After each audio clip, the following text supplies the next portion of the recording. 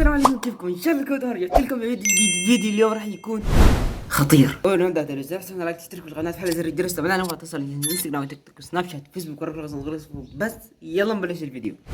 طيب راح اوريكم شيء. شايفين هذا الجلوس؟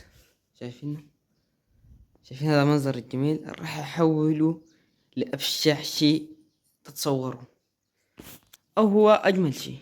طيب خليني اوضح لكم.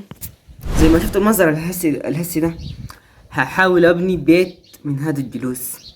ما في حاليا شخص في البيت، عشان كده هستغل هذه الفرصة. يلا نشوف شو راح اسوي. طيب يلا نشوف. راح احول الجلوس. يلا.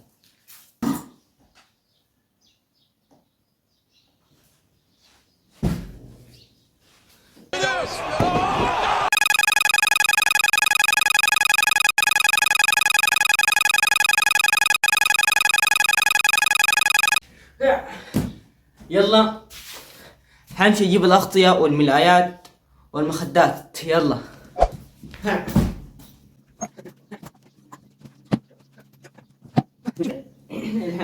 هنعمل المخدات ودير الملايات. يلا وكده عملت السقف زي ما تشوفوا معي. يلا الصحة ده هنعمل المخدات.